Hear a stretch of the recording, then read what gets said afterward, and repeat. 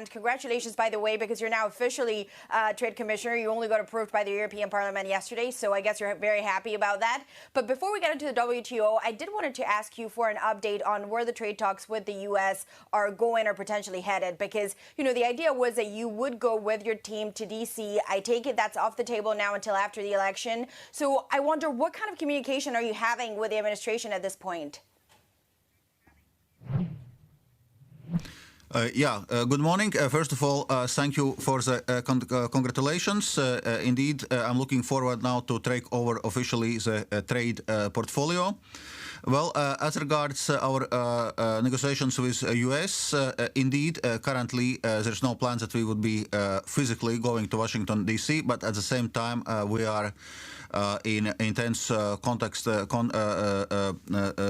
with US administration. Myself, I had several phone calls with the U.S. Trade Representative, Ambassador Lighthizer, and there are a number of issues, of course, which we need to discuss regarding EU-U.S. relations.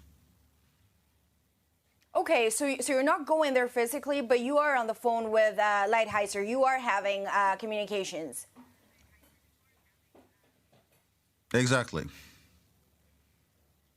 Right, and I have to ask you, you know, a lot of this, of course, could change after the election. It's no secret that many things could change, starting who will be the president at that point. Is that going to change the dynamic at all between the EU and the U.S. going forward? In any case, EU and US are and remain strategic partners, like-minded partners, and there are many things where we just need to work together.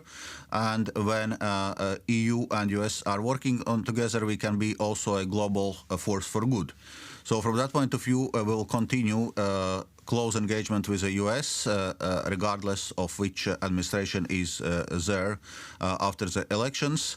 Of course, we have also our degree of challenges. For example, the current administration's tendency towards unilateralism as regards trade and international trade conflicts, which we have as a result.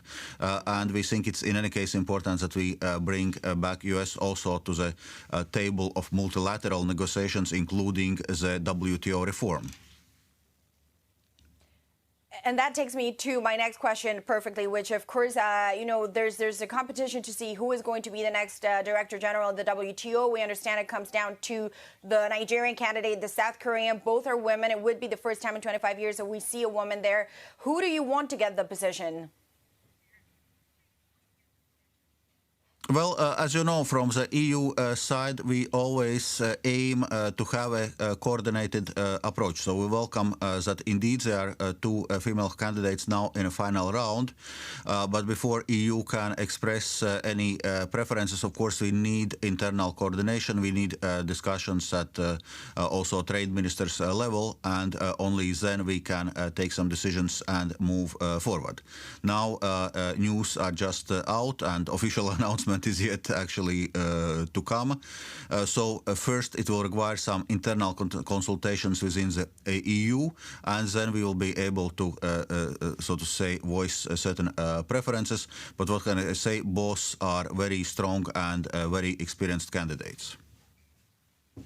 Right. So you could work with the two of them. That's what I take you're saying. But, you know, ultimately the question here is how is the WTO going to see meaningful reform? Because I think it's not a secret to say that for a year it's been very dysfunctional. WTO, some will tell you, even becoming obsolete. So do you think this organization can still work going forward? And what areas do you feel at this point really need to see major reform? Indeed, that was also our point which we were making from the EU side when discussing with the potential candidates. For us, it's important that we have experienced candidate with political experience, with political weight, which can actually bring WTO member states to discuss things, including at political level, and to make compromises. And we need a candidate which is dedicated to WTO reform, and the many many things need to happen. So first we need to revitalize negotiating function of the WTO. We recently have not had any multilateral agreements, and many things are done either bilaterally or at best plurilaterally. Appellate body is not functioning, so we need to unblock this situation. And in generally, we need to get WTO procedures more in line with the current challenges, also being able to deal more efficiently with issues like industrial subsidies and transparency thereof, forced technology transfer, intellectual property rights. So there are many things which indeed need to be dealt with. Right, and there's also a question mark around what is going to happen with Boeing, that potential retaliation from the EU when it comes to the U.S. What can you tell me about that? Well, on this, obviously, we are in close contact with US, and our first preference is to have a negotiated settlement where US is withdrawing their tariffs. Then we will not have to introduce our tariffs, and we rather discuss how we deal with disciplines in the area of civil aviation. Of course, if we will not see engagement from US side and we will not see US withdrawing their tariffs, we'll have no choice but then to impose our tariffs in line with the WTO ruling.